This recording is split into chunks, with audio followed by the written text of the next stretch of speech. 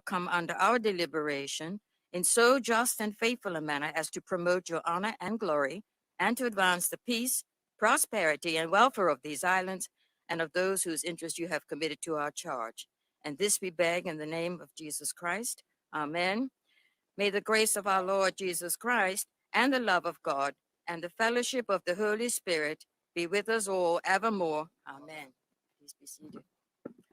I had to sit down because you don't have to come in. Yeah.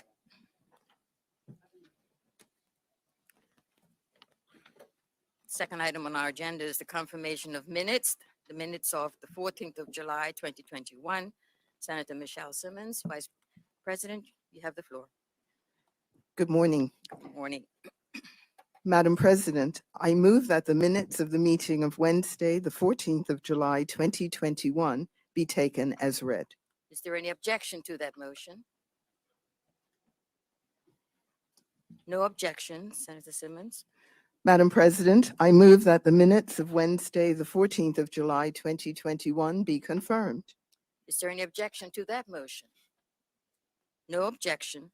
The minutes of the 14th of July, 2021 are confirmed. Thank you, Senator Michelle Simmons. Thank you. Item number 3, messages. No messages, Madam President. Thank you, Mr. Sumner, Clark. Item number 4, reports of committees. There are none. Item number 5, announcements. We have 2 announcements. The first is the annual report of the Human Rights Commission, and that's Senator Simmons, Junior Minister for Social Development, Lindsay Simmons, Junior Minister of Social Development and Seniors. You have the floor. Thank you, Madam President. I hereby present for the information of Senate the annual report of the Human Rights Commission for the year and 31st of December 2020. E-copies of the report can be accessed on Senator's tablet or parliamentary website. Thank you. Thank you, Senator Lindsay Simmons. The second one is the announcement by the Employment Probationary Period Exemption Regulations, and that's in the name of Senator Ariana Hudson, the Junior Minister for Labor. You have the floor. Thank you, Madam President. I hereby present for the information of Senate the Employment Probationary Period Exemption Regulations 2021 as made by the ministry responsible for labor relations under the provisions of sections 19(6)(e) and 45 of the Employment Act 2000. A copy of the regulations may be accessed on Senator's tablets and or the Parliament website. Thank you. Thank you, Senator Hudson. Item number 6, notices of motion. There are none. Item number 7, petitions. There are none. Item number 8, statements. There are none. Item number 9, introduction of bills. The first reading of public bills. The following public bills have been received from the Honorable House of Assembly and are now read for the first time. Their titles are respectively, the Development and Planning Amendment Act 2021 and the Public Treasury Administration and Payments Amendment and Validation Act 2021. Item number 11, the first reading of private bills. There are none. Item number 12, question and question period. There are none. Item number 13, orders of the day. The first order of the day is the second reading of the Debt Collection Amendment Act 2021, and that is in the name of Senator Lindsay Simmons, the Junior Minister for Home Affairs. Senator Simmons, you have the floor. Thank you, Madam President. Madam President, I move that the bill entitled Debt Collection Amendment Act 2021 be now read a second time.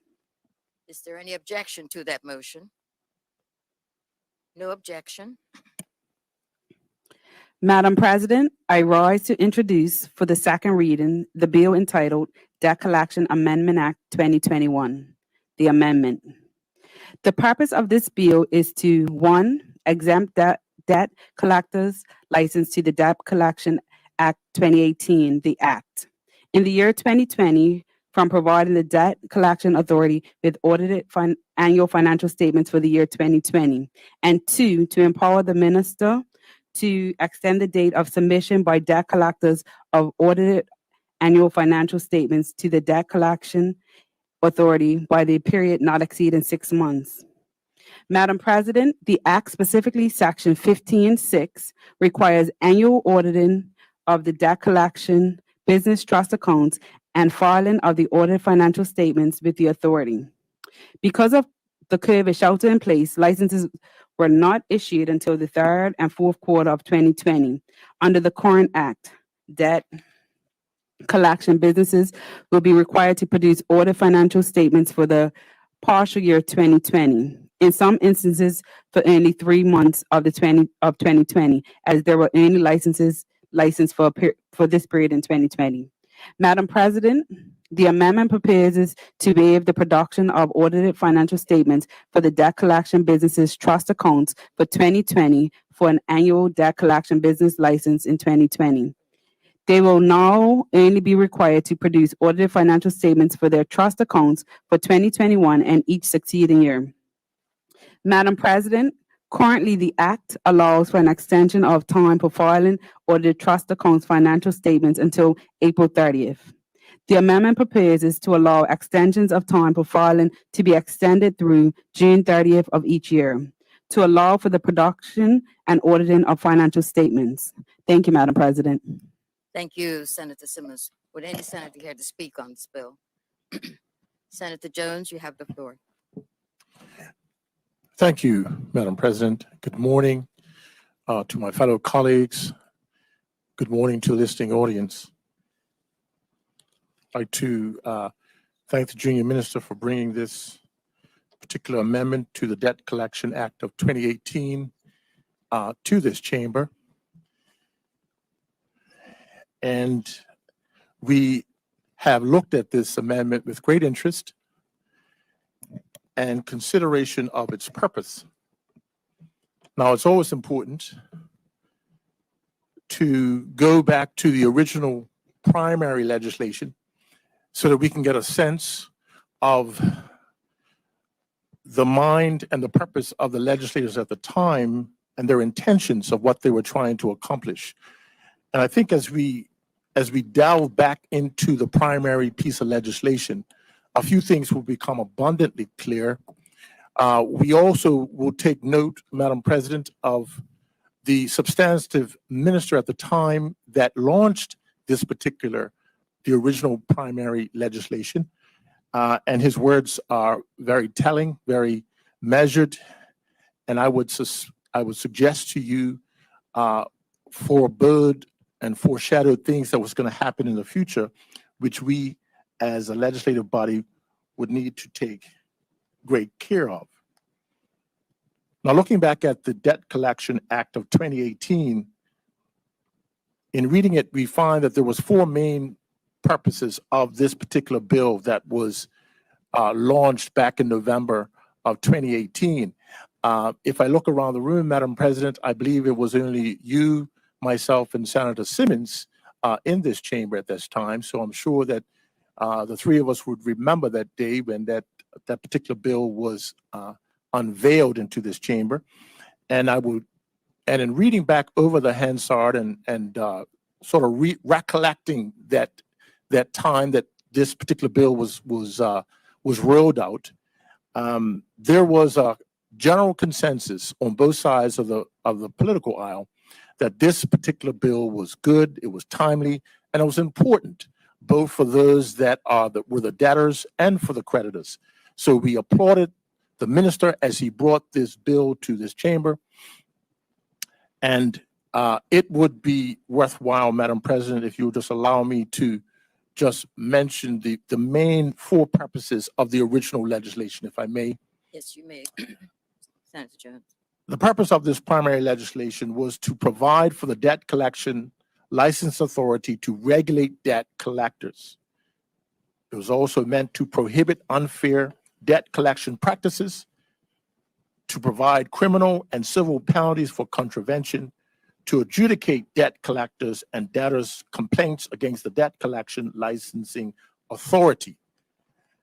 And Madam President, I would like to acknowledge the presence of the Deputy Premier that's here with us today, the substantive minister who in fact launched this original legislation to the House some 3 years ago.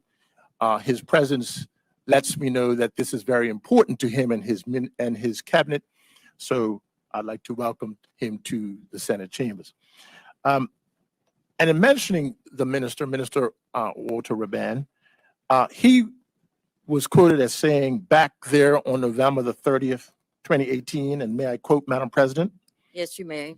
transparency and proper accounting procedures are also addressed within the Act. Debt collectors will be reminded that having trust accounts and proper accounting practices, debtors will now have receipts that contain a complete accounting of all credits and debits to the debtor's trust account for ease of repayment tracking. And for those that are in the listening audience that may not have a full picture of what the purpose of the trust account was, and we can see the original intent of the government at that time was to ensure that all monies that the debt collector agency recovered was put into a separate suspended account so that there would not be any dipping into the monies that were brought in by withholding monies for commission or anything of the like. It was meant so that this suspended trust account can hold the money that was received, and from that trust account, it will be dispensed to the creditor. And that, I believe, was very important because you wanted to make sure that there was no gray area of monies received and monies that were actually spent and given to the creditor. Now, Madam President, one of the clauses that the government is proposing to be considered is that in Section 15, Clause 6A, that the requirement for the debt collecting company to provide audited annual financial statements be exempt for the year 2020.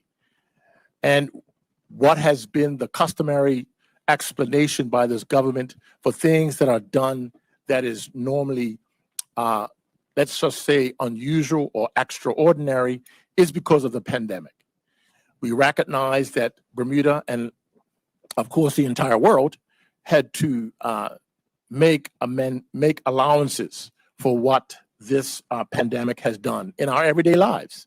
And one would expect that even as we look at putting legislation together, amendments will be put forward to allow for changes, to allow for unusual occurrences. So we understand that there are times when the government must enact different amendments to its legislation to allow for that.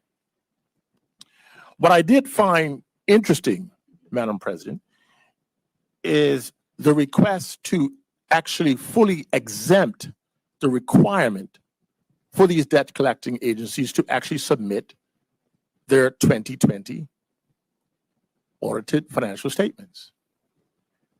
Now, Madam President, as much as we understand that there are bumps in the road and that there was unusual activity for 2020, surely, in my view,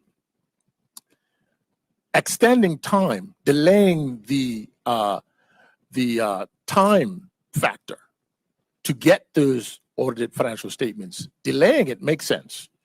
And I believe the government, in their wisdom, in Clause 6B of Section 15, where the minister is proposing that an extension be given in the period of time in which these debt collecting companies can actually submit their audited financial statements, it makes sense. One can see the wisdom in that. But Madam President, to remove another layer of scrutiny, to take away another layer of controls and scrutiny, I believe is an overreach. I believe it's going too far. And Madam President, I would ask the question, will we as a Senate be setting a precedent for years to come when we as a body have approved that annual audited statements be submitted on an annual basis? Now, this was done in 2018. That was the primary legislation that was put forward and passed unanimously in this chamber.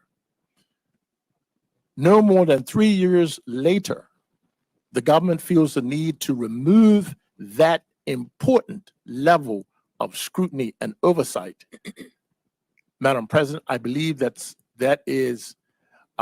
irresponsible. I believe it is throwing caution to the wind. Madam President, in a former life, I was the financial controller of a number of hotels in this country. Coming out of university, I was able to get into the business. And I remember my first experience in getting audited by, I believe it was KPMG back then.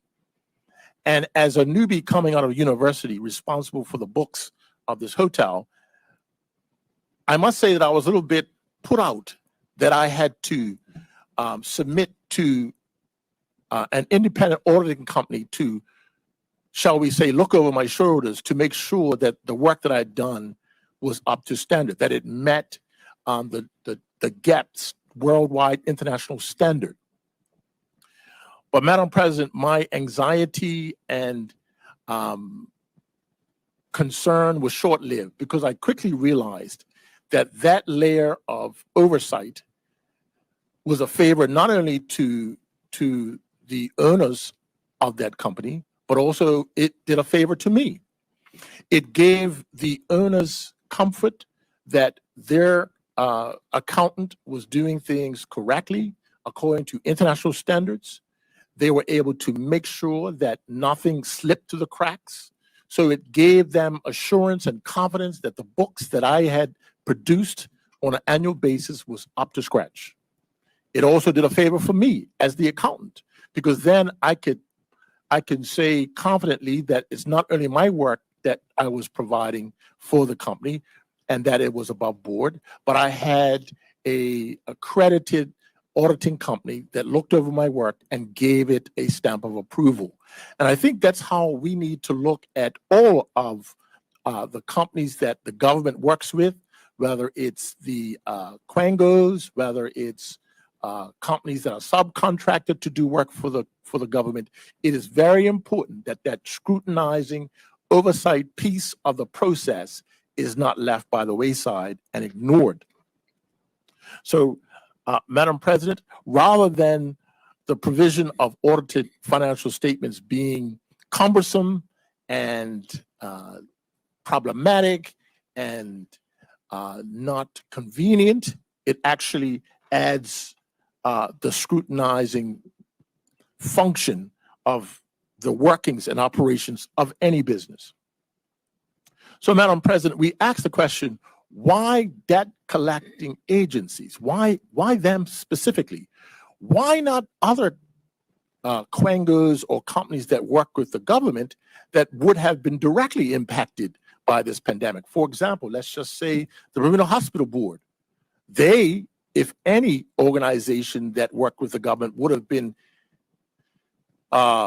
strongly, severely handicapped from doing their work, especially with the fact that out of in no time at all, the Bermuda Hospital Board and its staff had to figure out getting tests, testing kits, and vaccination apparatus here for the country, something that we've never been through before. One would say that possibly that organization, as stretched as it may be, they could do with a pass for 1 year. But no, Madam President, this government has specifically pinpointed the debt collecting agencies in this country to give them a pass for the year 2020 as a year to be exempted from providing audited financial statements. Now, Madam President, you would be well aware of what is in the public domain at this time. We find, as a case study, the company that's been hired by the government, the company that's called OR Incorporated. It's been hired by the country, by the government, to recoup and collect the receivables that government has on its books. We know from even our budget books that the government has in excess of $300 million out there to be recovered. That's a fair amount of money, Madam President. We've also learned through the investigative work that's done by the daily paper in this country, that this company was hired by the government in June of 2020. And between September 2020 and April of 2021, this company was able to recoup $12.7 million, of which $1.9 million will be commission due them. And I think that is something to be applauded. They were able to recoup that amount of money. But as we dig deeper, and again, Madam President, I'm just using this company as a case study of what's happening on this island as we speak. We find through digging deeper that as of April of this year, this particular company was not licensed, was not a licensed debt collecting agency. Now, we've heard from the submission and the brief that was put forward by the junior minister that there was an allowance for, I believe it was the third and fourth quarter, for these companies to not have been licensed. But Madam President, if we're looking at the numbers that we have just stated to you just now, knowing that this company is going to be responsible for bringing on in tens of millions of dollars, then we do not, as a legislative body, need to give this and any company the pass for such large amounts of money. Now, Madam President, the minister at the time, Minister Walter Rabban, in his launching of the original primary legislation in 2018, he made the statement, and may I quote, Madam President, Yes, you may. Sir. "No debt collector can operate without a license issued by the licensing authority." Let me repeat that line just so that it is clear, if I did not make it clear already. No debt collector can operate without a license issued by the licensing authority. Madam President, that tells me that the minister was very clear enough that he had to repeat it more than once. This is something that's important to the government, and Madam President, it's important to us in this chamber as well. One thing that I learned in my first go around with the auditors, the first question that I was asked as a financial controller for that hotel that I work for, the question was asked of me, "Mr. Jones, do you have a license for this hotel to operate?" And I said, "Of course." And he said to me, "Well, it's nowhere to be seen. It's supposed to be positioned at your front desk." I did not realize that. There was an importance placed on me as the controller to ensure that the hotel was not only licensed to operate as a hotel, but it also had to show and demonstrate in a public lobby that it was licensed to do it. So, Madam President, of course, you can imagine my dismay when I realized through reading the daily paper that this company that had been hired by the government was an unlicensed debt collecting agency, contrary to what this government put forth in its original legislation when it came to debt collection. Now, one thing that an audited financial statement will expose and demonstrate is whether a company is licensed or not. Now, Madam President, I am not going to assume or allege any underhanded funny business that's going on. But Madam President, I would submit to you that this very well could be an oversight by this government. And this is one of the qualities and important benefits of our parliamentary system, in which the Senate can be the oversight. The Senate can be the second pair of eyes for legislation that comes through these two houses, where the House may have missed this very finer point, and we as a Senate, knowing that it's important that there be checks and balances in anything that the government sets out to do. We understand the importance of the scrutiny of both chambers of our parliamentary system, that we as a Senate can look at this amendment and together, and I appeal also to my government senators on the other side, that we can stand as one and unanimously consider that we do not want to have and co-sign any amendment that's going to take away another plank, another level of scrutiny, it will go a long way in protecting the substantive minister. It will go a long way in protecting his cabinet and his government. And ultimately, Madam President, these sorts of checks and balances go a long way in protecting the public purse. Now, Madam President, if we dig deeper into the primary legislation that was launched back in November of 2018, in part 3 in section 7, it states, and may I quote, Madam President? Yes, you may. A person shall not carry on debt collection business in or from Bermuda unless that person holds a debt collection license under this act. A person who contravenes this section is guilty of an offense and liable, A, on summary conviction to a fine of $60,000 or to imprisonment for a term not exceeding 1 year. B, on conviction or indictment to a fine of $100,000 or to imprisonment for a term not exceeding 5 years.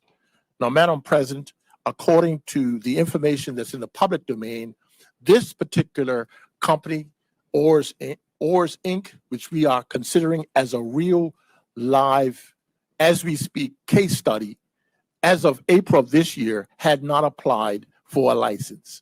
Now, Madam President, either that is a sincere oversight on the part of this debt collecting agency, or it could be a severe oversight by the government at the time, but by us releasing the obligations of any agency from having to submit their audited financial statements, these sort of things falls through the crack. And we don't want that to happen. And we don't want to co-sign something like that. So, Madam President, in short, I would say we on this side would agree with extending time for financial statements to be submitted. And we surely understand in a situation like the pandemic that we've had over the last year, that there will be a need for there to be a delay for a grace period. But to suggest and put forth an amendment that removes the requirement for a debt collecting agency to not have to submit their audited financial statements, Madam President, I believe that that is not good. I would venture to say, Madam President, that if we were in the private sector and if a board decided to change its bylaws to allow for financial statements, audited financial statements, not to be submitted, it is quite plausible that that board could be run the risk of being sued for malpractice. And that may sound a little bit severe, but in the private world, not having yearly annual statements, financially audited statements, is tantamount to criminal activity, Madam President. So, in short, the clause that gives allowance for 6 months extension for the debt collector to be able to present their audited annual financial statements makes sense. That grace period we can live with. But to remove the requirement and obligation for audited financial statements, and in this case for the year 2020 to be exempted, Madam President, I believe this House, this chamber, needs to do its level best to ensure that all checks and balances and scrutinizing ability remains in the legislation, not to be removed. If not, Madam President, we are setting a precedent for legislation to keep coming down the pike, which this government may want to do amendments to remove that extra layer of scrutiny. In my quick investigation of whether this is done before, Madam President, I couldn't find it. I could not find where legislation was put forth that required the provisions, the providing of audited financial statements be removed through an amendment a couple of years down the road. I couldn't see it, couldn't find it. And Madam President, it would be bad if we set that poor example. So with those short words, Madam President, I thank you for your time. And I would like to consider our proposed amendment when we go into committee. Thank you, Senator Marcus Jones. Before I allow another senator to speak, on behalf of the Senate body, I would like to welcome the Minister Walter Ruban, Deputy Premier and Minister of Home Affairs to the Chamber, as well as Ms. Karen Marshall, the Executive Officer from the Minister of Home Affairs, and Ms. Lavette Tannock, also from the Chamber. Welcome to all three of you. Would any other senator? Senator John White, you have the floor. Thank you, Madam President. I won't repeat the views expressed by Senator Jones, but I can say at a high level, I agree with much of what he said. I think government in its leadership role should lead by example when it comes to strong corporate governance. And I believe that that making an exemption in this circumstance raises concerns. The great likelihood is that nothing is untoward with the debt collection agency, but this just raises concerns as to why this exemption is being proposed. And I guess when you add on the unlicensed issue as well, it raises even further concerns. So I would be supportive of the bill with the deletion of clause 6A, but I think strong corporate governance is critically important for every government, for every country. The requirement for the audited financial statements to be provided was good governance, good policy back in 2018. And I don't agree with the logic as to why an exemption is being put forward now. So I'm supportive of the bill with the proviso that clause 6A be removed. So those are my comments. Thank you, Madam President. Thank you, Senator John White. Would any other senator care to speak on this bill?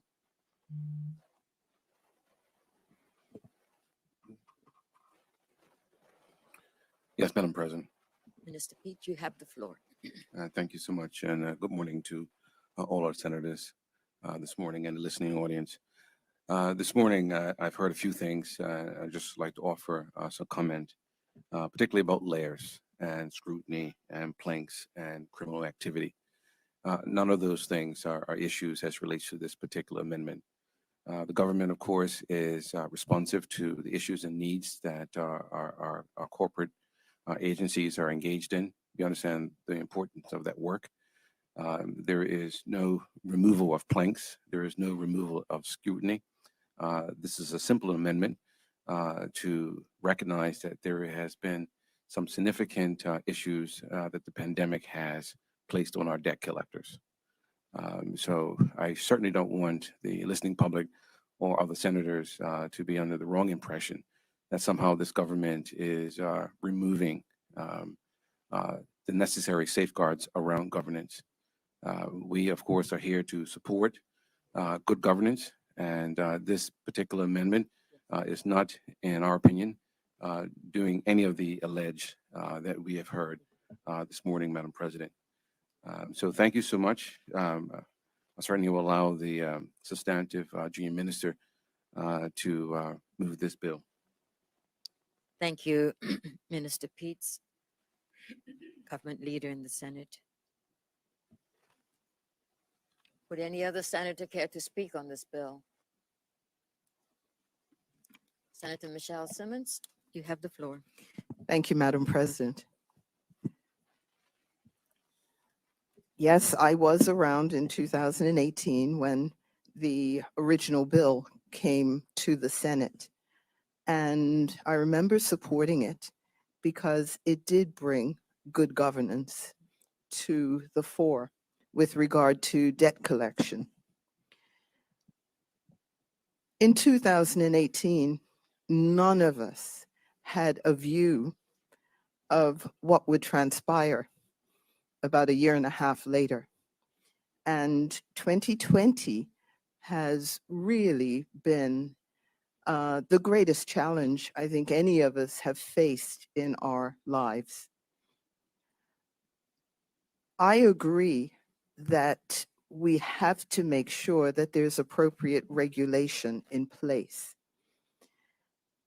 I listened carefully to what Senator Lindsey Simmons presented this morning to hear why Clause 2 and the first part of it especially was included in this bill. And if I may read it, Madam President, You certainly may, Senator Simmons. it says, notwithstanding subsection 6B, a debt collector licensed under this act in the year 2020 is exempt from providing the authority with his audited annual financial statement for the year 2020. Licensed under this act in the year 2020. So I began to wonder how many debt collection agencies had actually been licensed in the year 2020. And I realized that I think it's over a 24-month period. Agencies are licensed for that period of time, and then they have to renew. But I would imagine, and maybe I should pose it as a question, how many debt collection agencies were licensed and how many, which had been functioning before, remained unlicensed? I don't see that this amendment to the 2018 bill is taking away regulation or diminishing scrutiny of what's happening in the debt collection sector. Rather, I feel that the amendment is making an allowance for the very, very extraordinary circumstances which debt collectors faced in 2020. Everyone was trying to make their way through the pandemic. And so, Madam President, I am prepared to support this bill, but I will say that I hope that we do not see anything like this coming our way again, because it does give the impression that we're giving people a pass for something which should be closely regulated. So with those comments, Madam President, I will end my remarks. Thank you. Thank you, Senator Michelle Simmons. Would any other senator care to speak? Senator Ben Smith? Yes, good morning, Madam President. You have the Just floor. a quick question, actually following on from what Senator Simmons just said. So if the waiving of the audit for 2020 is only for licensed debt collectors, can we confirm that any company that was working without a license last year will have to provide audited? Because it seems strange. They were working without a license. This is very specific that says that if you were licensed, you do not have to have audited for 2020. But the company that was brought up as the example by Senator Jones is unlicensed. So in that context, will that company have to provide audited financials? Because I'm pretty sure that's what the bill is saying. And if that is the case, then the scrutiny that we've actually been referring to is still in place. So that answer is important for us to determine whether we have to amend or not. The amendment is depending on us making sure that we have that scrutiny. So clarification on what that point means is important for what we decide happens next. Thank you, Madam President. Thank you, Senator Ben Smith. Would any other senator care to speak on this bill?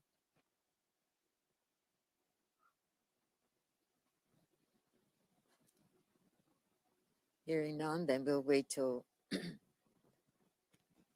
Senator Lindsay Simmons response, and she is obtaining answers to some of the questions that have been raised. Mhm. Yeah, it's on.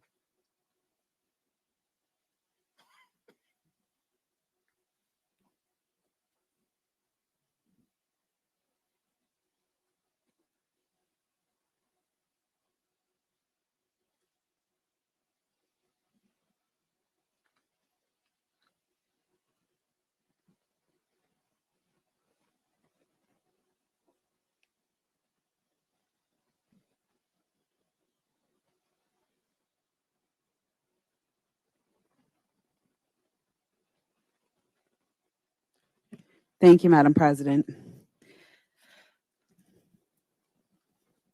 To answer some of the questions that were given, how many debt collectors were licensed? 3. How many debt collectors remain unlicensed? We don't know until a complaint comes in. We will only be able to look at 3 months and not the full year of 2020, as they were not operating under the Act as a license and they were given it in October. Thus, only 3 months of being will be under the Act. The exemption, why? Because only the requirements of having to put into place all the changes in order to get a license. They have 14 things they had to do in order for them to be compliant and to get a license. And I could even tell you what those 14 things are. The requirements for submission: a business plan setting out the nature and scale of the debt collection business, which is to be carried out by the debt collection business.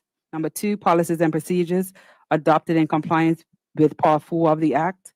Number 3, particulars of the applicant's arrangements for management of the debt collection businesses. Number 4, statements from 3 persons in good standing within the community of the good character of the individual applicant. Number 5, a statement of accounts for the applicant prior financial year. Number 6, a letter of good standing from any professional body that the applicant is a member of in relation to the applicant's work as a debt collector. Number 7, a statement providing evidence of a trust account held or intended to be held by the applicant. Number 8, evidence that the applicant has obtained the service of an accountant registered under the Chartered Professional Accountants of Bermuda Act 1973. Number 9, evidence that the applicant has obtained the services of an auditor.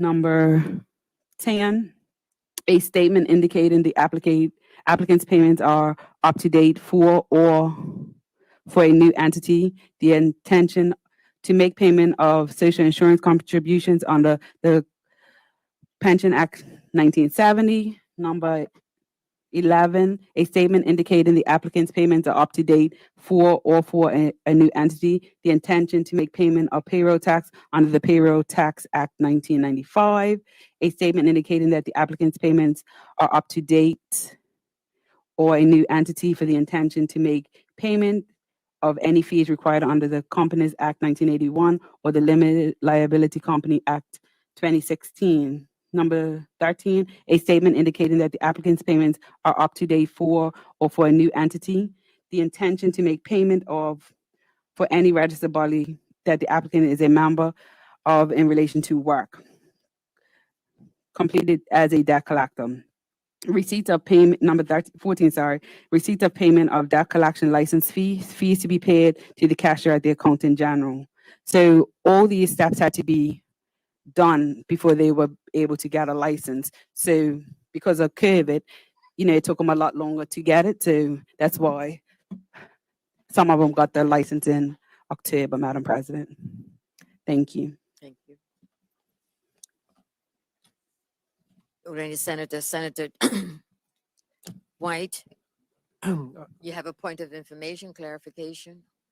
just I guess for further understanding, I don't think that answered the question that was posed by Senator Smith. So still trying to understand whether, because this organization was not licensed in 2020, based on the wording put forward today, an audit would be required. So that question still remains outstanding. So if we can get clarification on that.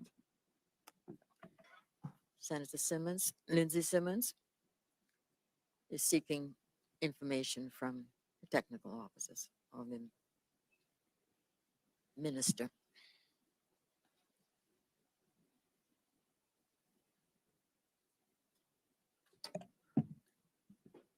Can I just ask what company you're referring to?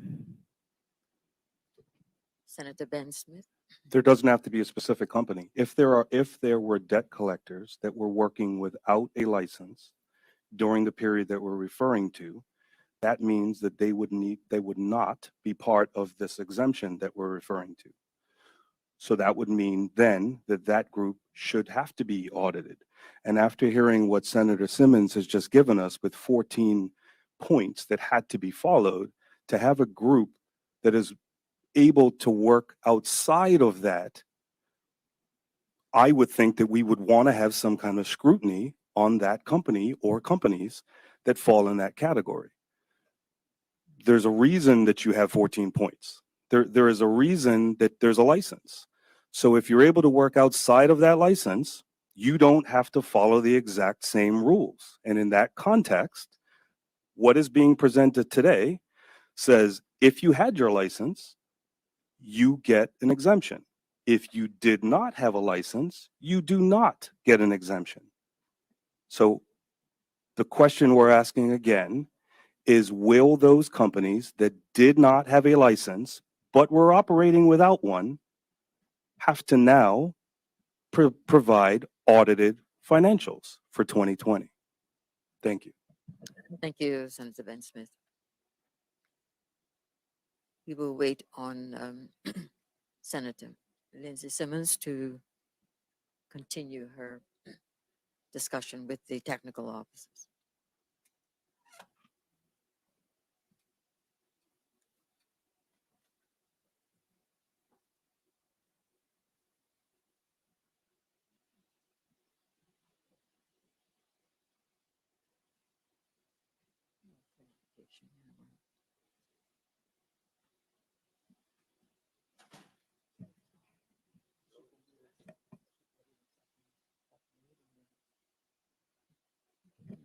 Thank you. Sorry, one sec.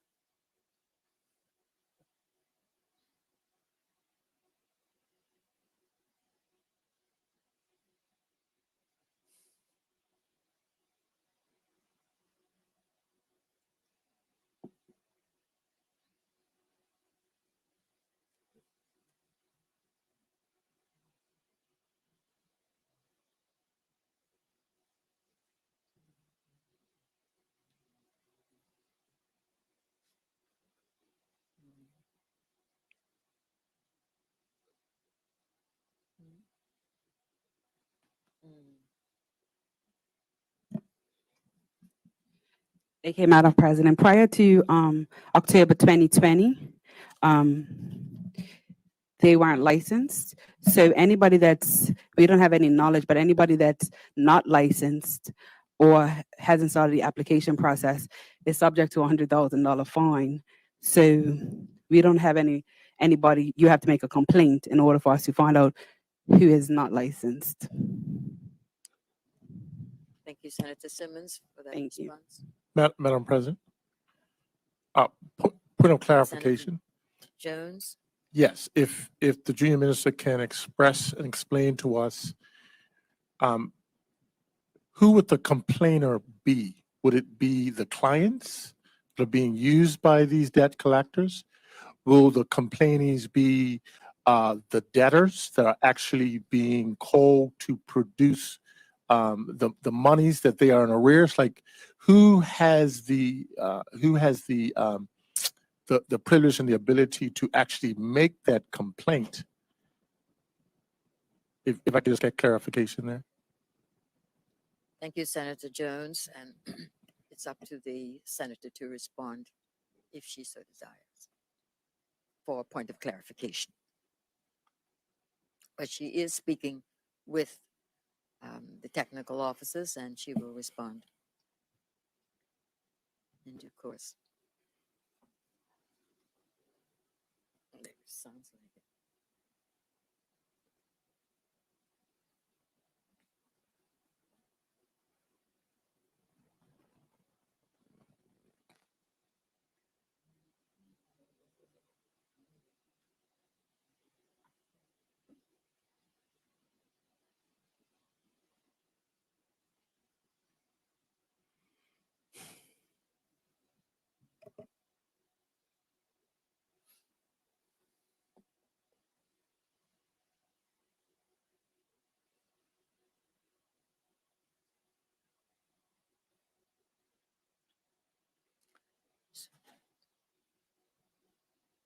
Mhm.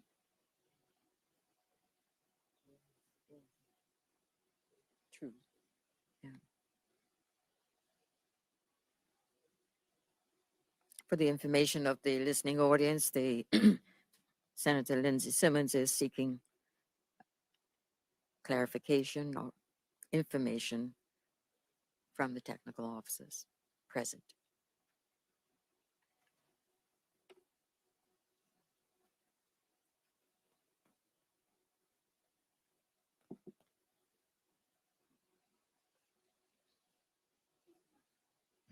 Thank you, Madam President.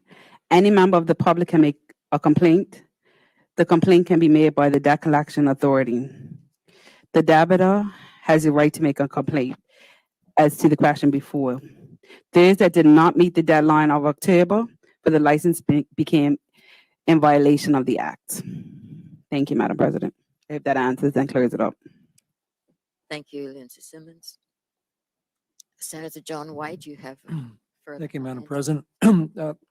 I guess Senator Smith's question still remains outstanding. It's still unclear based on the wording as to whether an unlicensed debt collecting agency is required to have an audit or not based on the proposed bill. So that question still remains outstanding.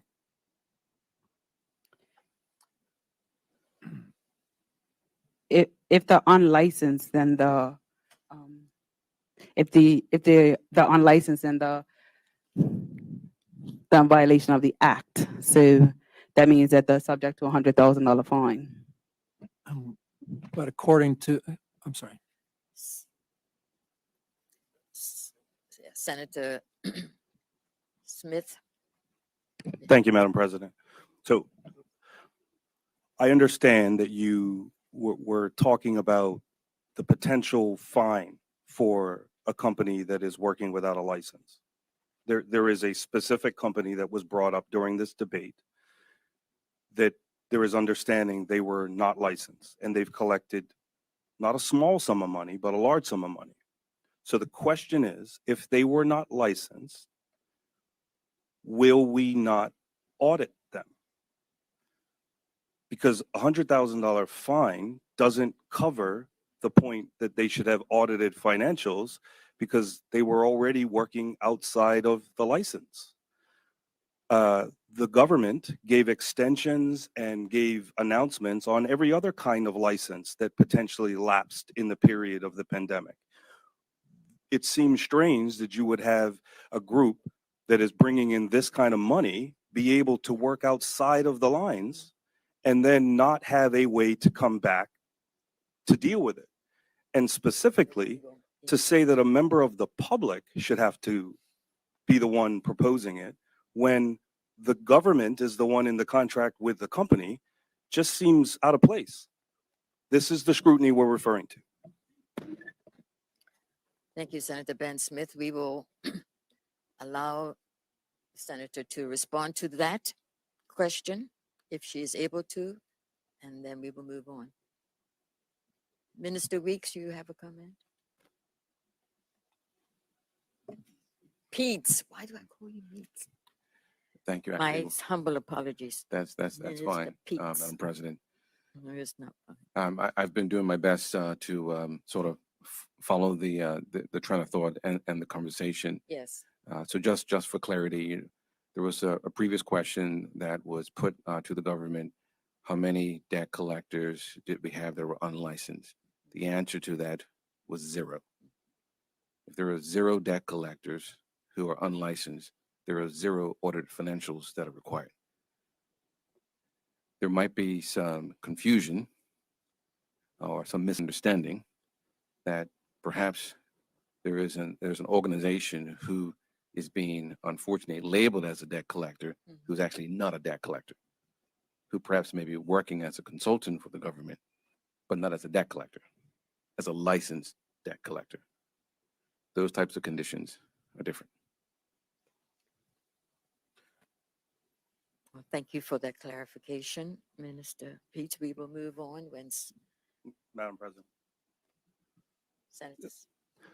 Thank you, Madam President. In light of what the minister just said, can you tell me how we will audit that group if they're working outside of what we're amending?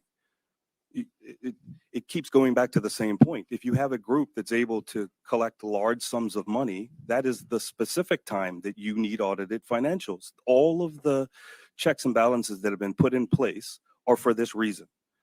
So to say that you have a company that you're going to call it something else, it's not a debt collector, but it's collecting debt, and now it's working outside of the parameters of everything that is sitting in front of us, seems to be a problem. We need to figure out right now whether this amendment is covering people that were running companies that are not licensed to be debt collectors, including people that are consultants that are working as debt collectors, but not debt collectors. Thank you, Senator Ben Smith. We will. Yes. Mm.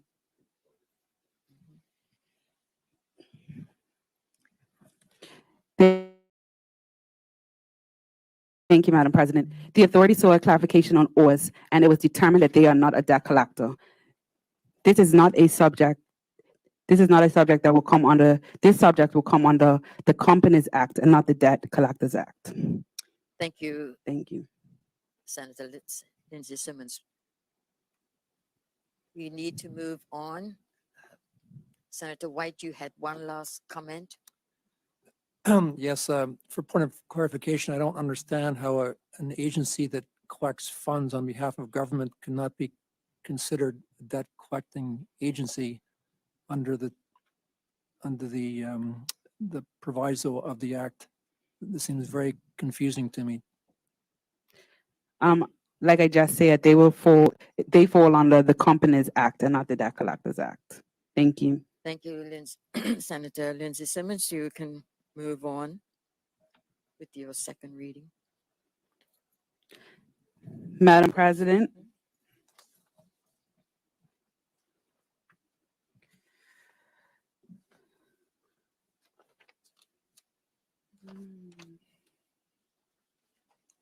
Madam President, I move that the bill entitled the Debt Collection Amendment Act 2021 be now read a second time. Is there any objection to that motion? Objection. 2 objections. We will have a vote.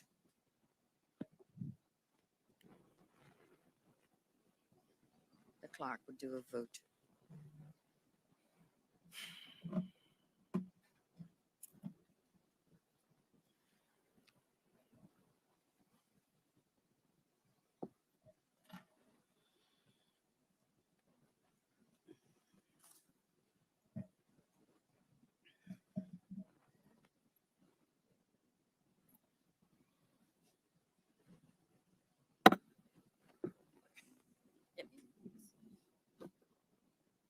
Okay, Senators, this is on the second reading motion. We will now call the names. Senator Smith. Nay.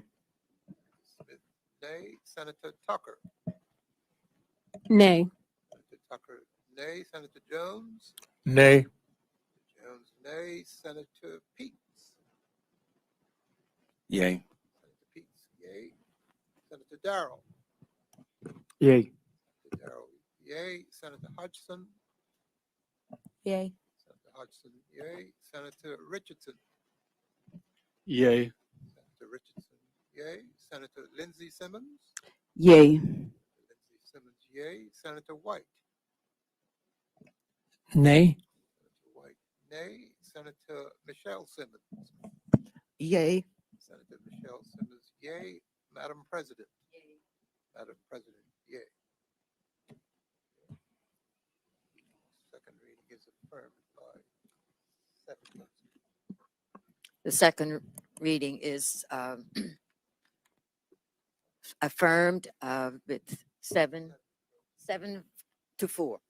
So the second reading is carried. Thank you, Madam President. Madam President, I move that Rule 26 be suspended in respect of this bill. Sorry. We need to move into committee to consider. Um. Well, Madam President, I move that the Senate do now resolve itself into committee of the whole for further consideration of the bill, the Debt Collection Amendment Act 2021. Senators, remember there was an amendment that was suggested, and we need to move into committee to determine that. I will now ask Senator Michelle Simmons if she would take the chair.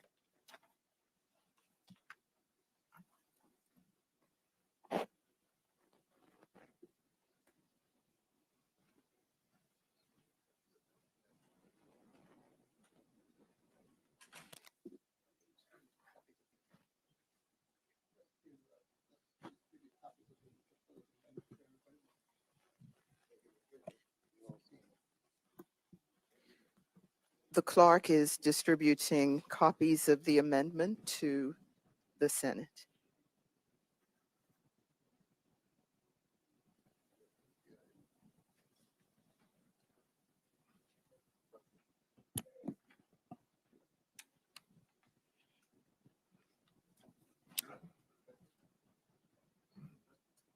Yeah, leave it.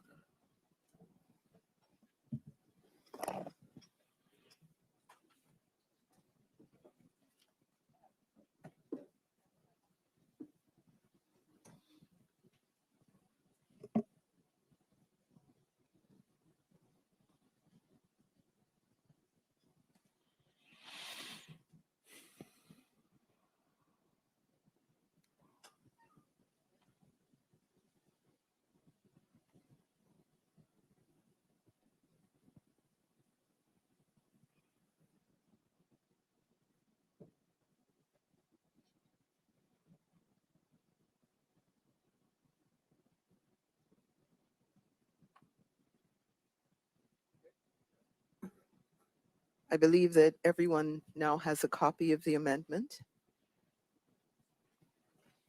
Senators, we are now in Committee of the Whole for further consideration of the bill entitled Debt Collection Amendment Act 2021. I call on Junior Minister Senator Lindsay K. Simmons, Junior Minister for Home Affairs and Social Development and Seniors. Thank you, Madam Chair. Madam Chair, I move that clauses 1 and 2 be approved for all clauses.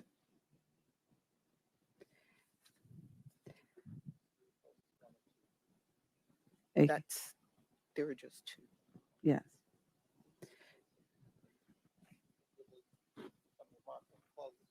Okay.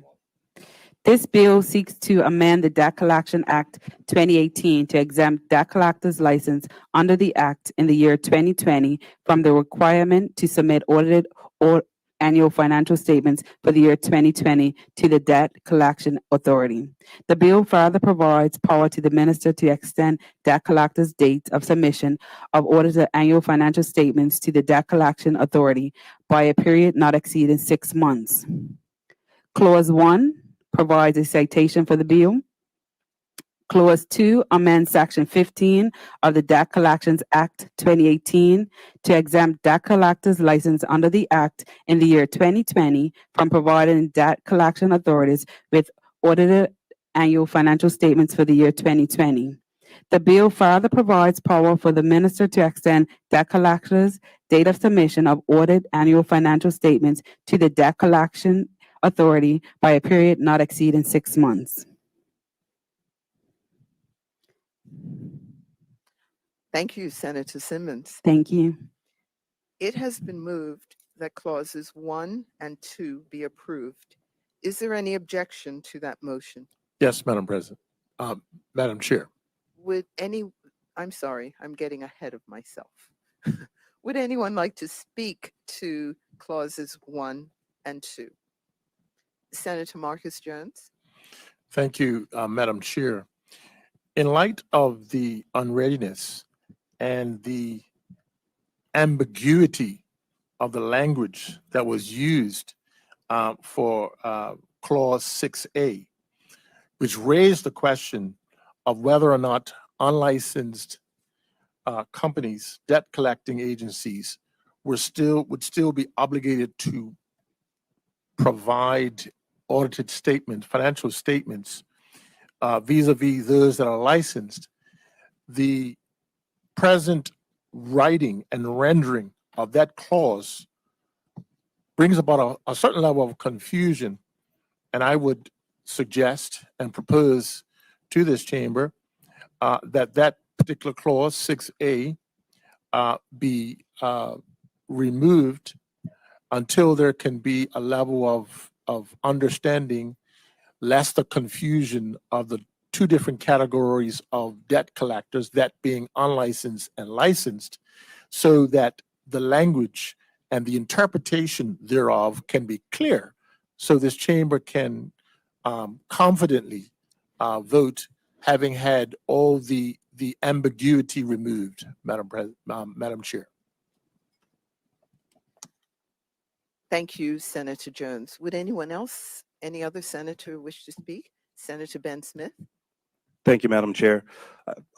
Just following on from what Senator Jones just said, I think it would be important for us to know whether there is another category, because it's licensed, it's unlicensed, and then there's companies that are able to be debt collectors without being debt collectors, which means that those companies are not actually under the same line of having to have a license, even though they're doing the work of somebody that has to go through a 14-step process to get a license. We need to know whether this audited financial statements is just for the people that follow the rules, or is it for everybody? Because right now, it seems that in today's debate, we have found that there is a group that is being able to work outside of the rules, which obviously for us was not the intention of bringing this amendment forward. The amendment at present isn't able to fix a group of people that are able to work outside of the rules. I'm sorry, there is no possible way that anybody can explain to me that a group should be exempted from the rules.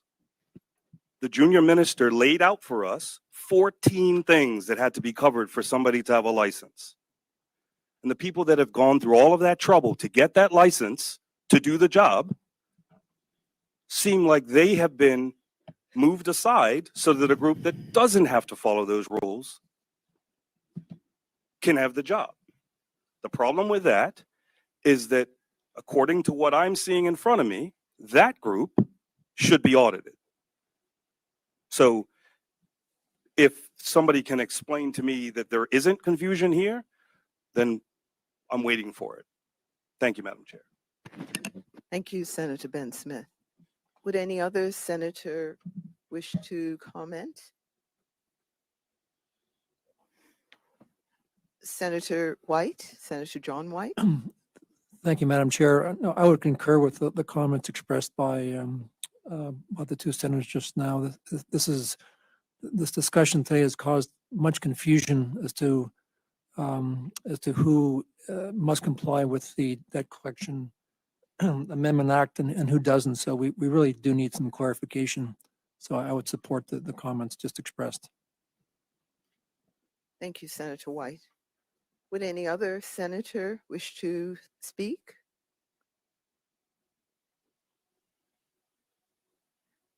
I'm not sure if Senator Lindsay Simmons would like to respond.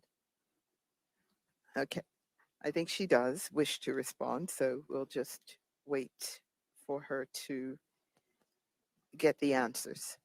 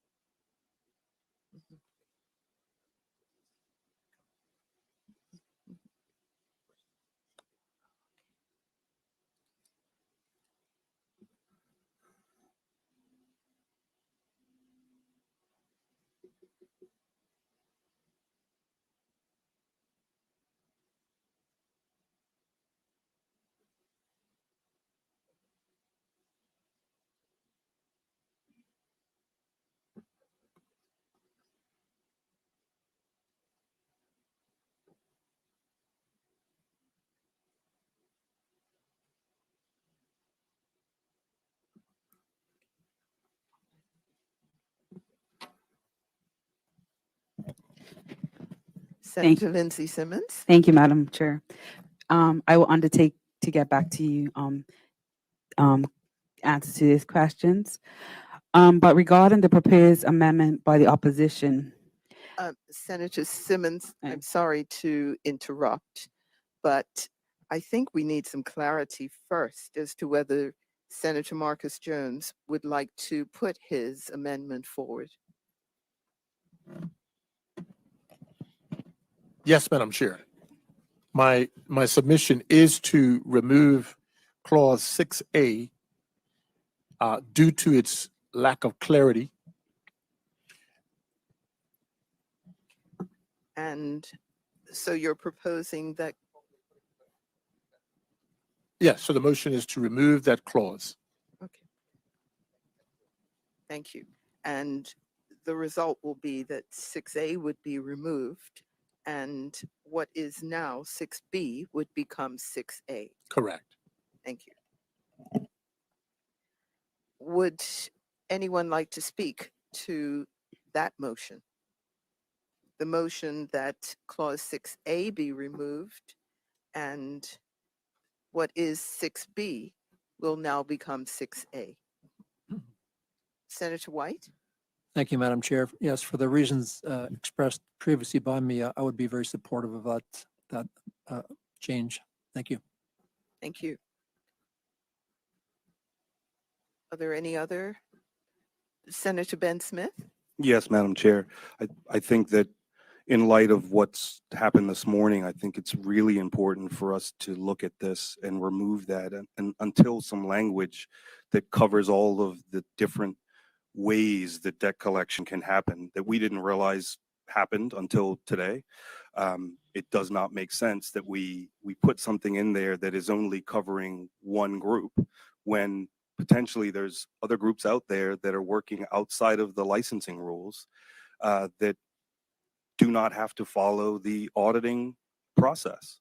To me, that's what's come to us now. We cannot move forward with that particular clause until that is cleared up. You know, all information points to a company working as a debt collector, but they don't have to follow the rules. We just want to know, is there a way to bring them within the rules? Because we're discussing debt collection. At present, we have to suggest strongly that we move away from this clause and make B A until this is cleared up. Thank you, Madam Chair. Thank you, Senator Ben Smith. Yes, Minister Peets? Yeah, I think it's important that we actually get back to the actual business of the orders of the day. This particular bill is very, very, very clear. We're not here to discuss things that are unclear outside of somewhere else. We have debt collectors who are licensed. This is a bill to amend the requirement for them to submit audited financials for a particular year due to some adverse circumstances due to the pandemic. I have no idea why we're running down rabbit holes other than doing the business of the day. Thank you, Minister Peets. Senator Robin Tucker. Good morning, Madam Chair. Thank you very much. I just want to add that one of the reasons that we are going back and forward on this is not only because we owe the public an explanation about what is happening. This is not about just individual wants. It is about what we are required to do as it relates to public expectation. And if it's not clear to us in this room about the intent of this legislation, certainly as it relates to what was stated earlier, that it's not even known whether an entity is unlicensed until a complaint comes in. That's quite ridiculous, really. And so therefore, there is a significant amount of clarification around what actually constitutes a debt collector and what actually applies in this particular instance. So I do support what has been stated here today, that removing this particular clause A and making clause B, clause A, until such time that there is full clarification that so that we can revisit this whole topic. Thank you very much, Madam Chair. Thank you, Senator Robin Tucker. Would anyone else wish to comment on the amendment, the proposed amendment to this bill?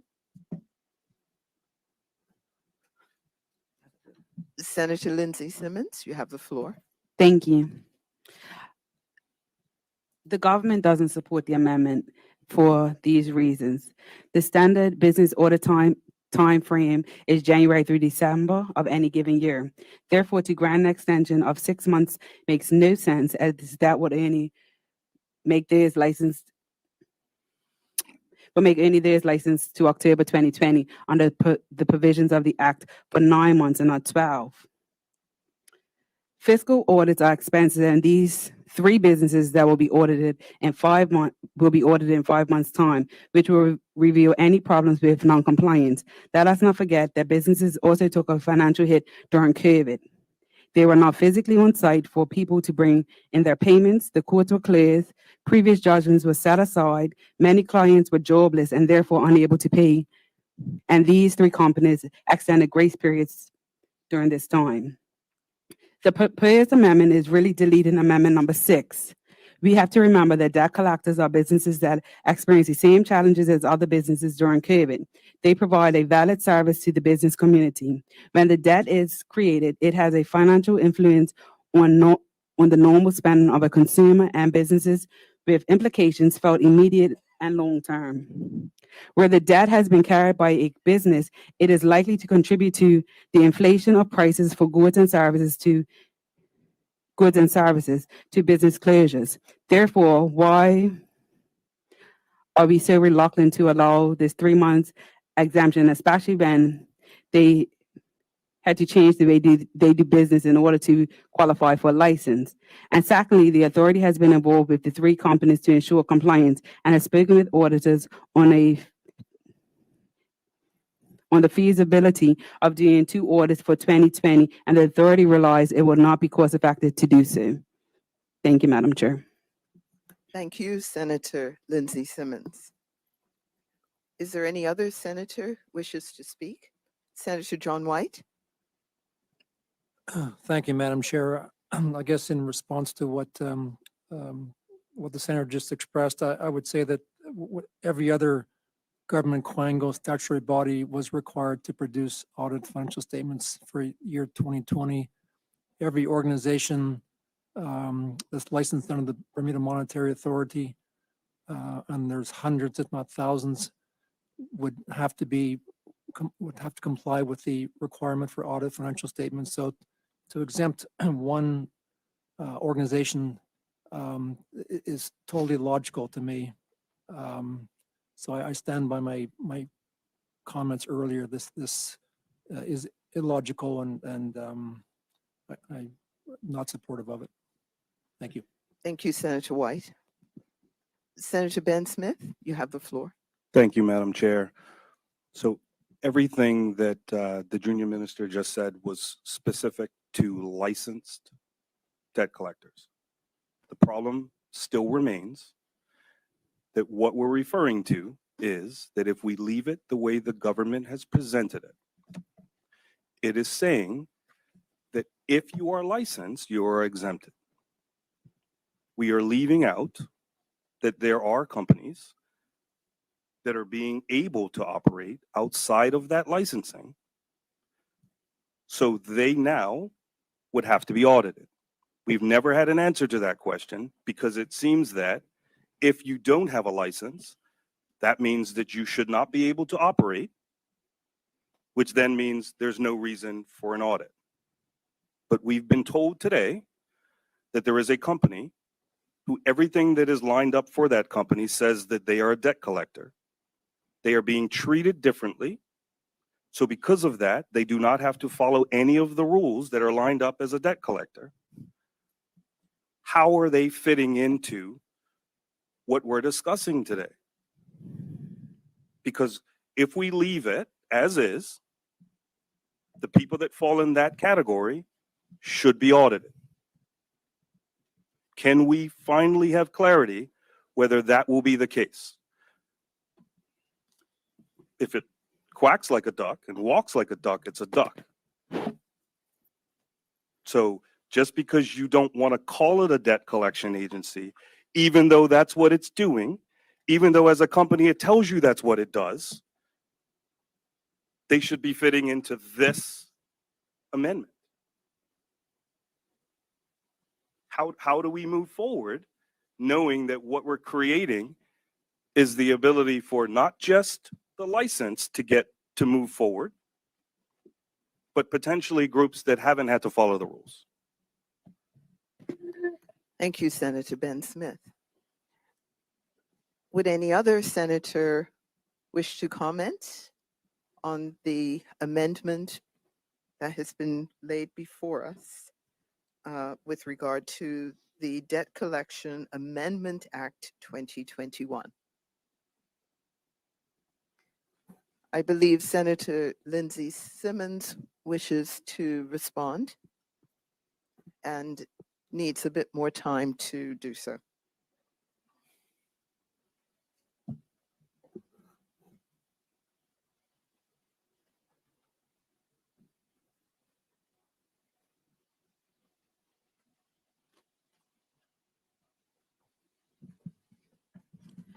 Thank you, Madam Chair. I would say it again. They are, for the purposes of this, they are not a debt collection agency, so they don't fall under the act. I can't give you an answer if they don't fall under the act. Thank you, Madam President. Thank you. Madam Chair. Thank you, Senator Lindsay Simmons. Would any other senator wish to speak to the amendment before us? Senator John White?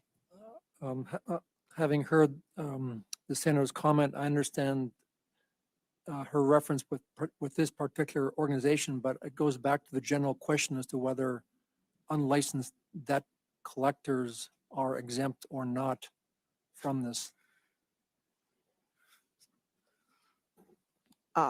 Senator Curtis Richardson, I see your hand. You have the floor. Yes, thank you, Madam Chair. It seems what I'm hearing from members is that their concern is about non-licensed organizations who are collecting debts. It's questioning for me because this act speaks to the licensed ones.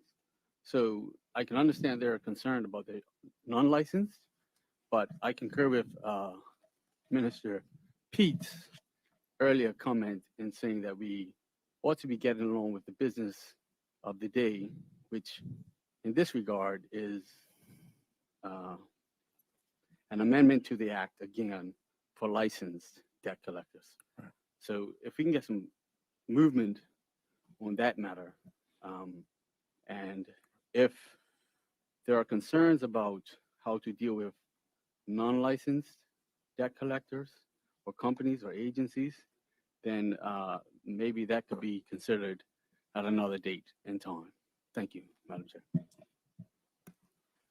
Thank you, Senator Curtis Richardson. If there are no other senators who wish to speak, I would like to move on. It has been moved. Just for Madam Madam Chair, I President? would just like to, for all of us again and the listening audience, what we are determining at this point is whether or not we remove 6A, which reads, notwithstanding subsection 6B, a debt collector licensed under this act in the year 2020 is exempt from providing the authority with its audited annual financial statement for the year 2020. So we are talking about that year, 2020.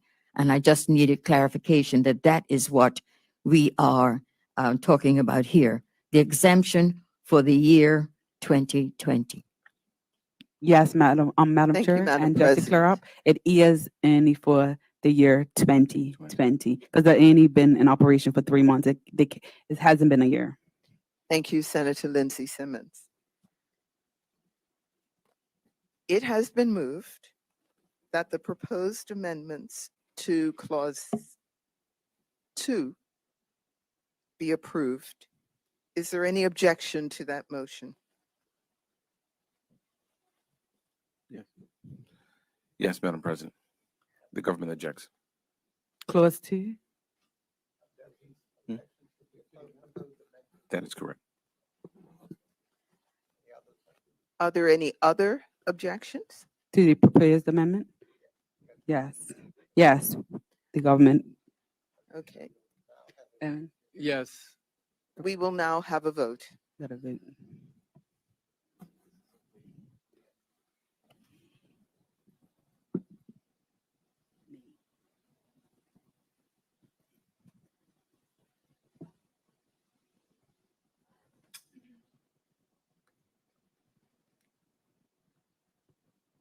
Okay, senators, now we are voting on the proposed amendment by Senator Jones.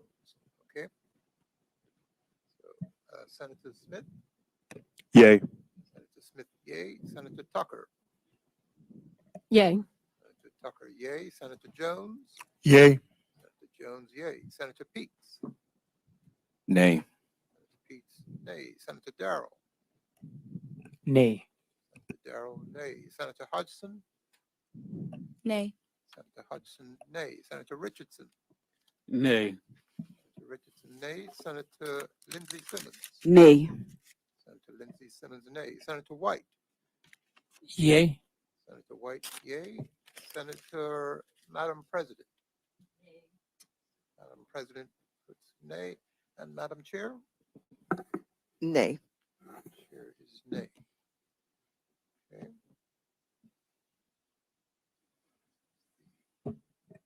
Proposed amendment is defeated by the votes. The proposed amendment by Senator Marcus Jones has been defeated by 7 votes to 4.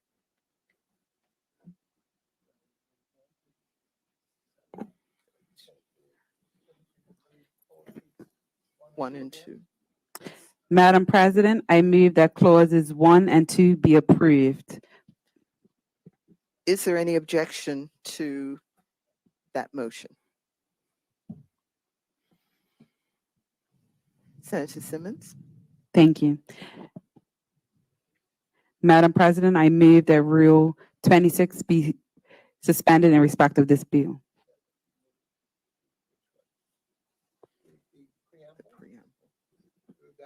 Madam President, I move that the preamble be approved. Is there any objection to that motion? No objection? Agreed. And Move down the list, move the title.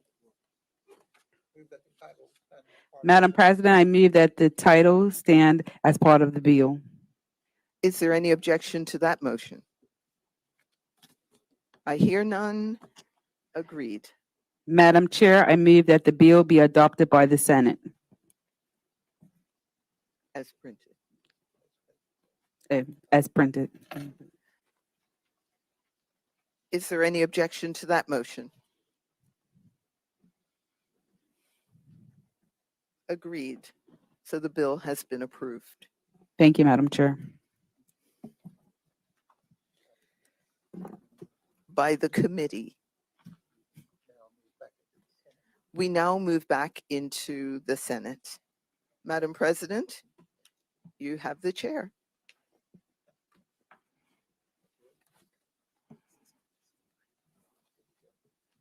Yeah, I think it is.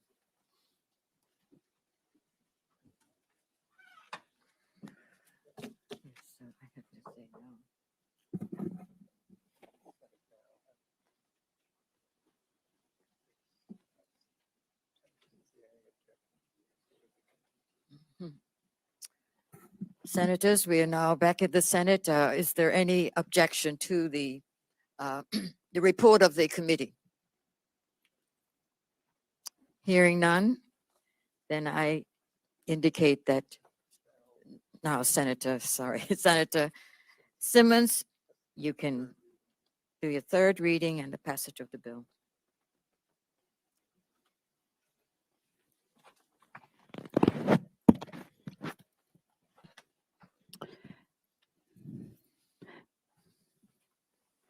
Madam President, I move that Rule 26.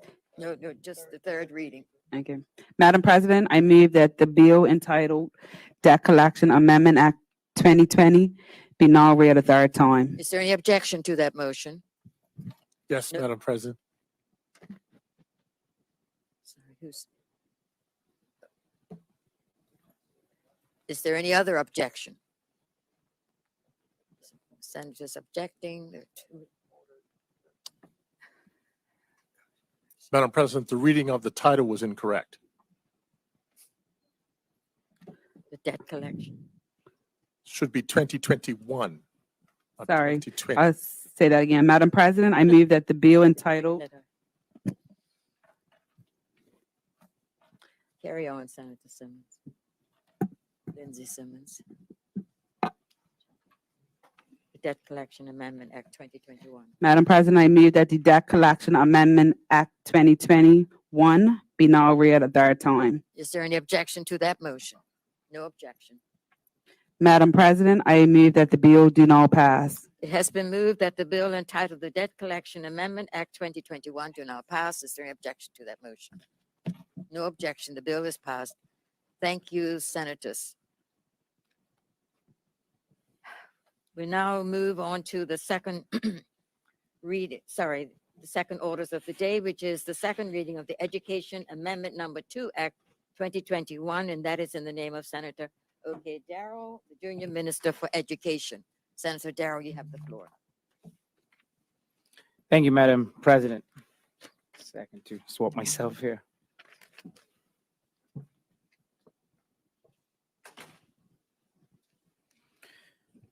Madam President, I move that the bill entitled the Education Amendment Number 2 Act 2021 be now read a second time. Is there any objection to that motion? No objection. Carry on, Senator Darrell.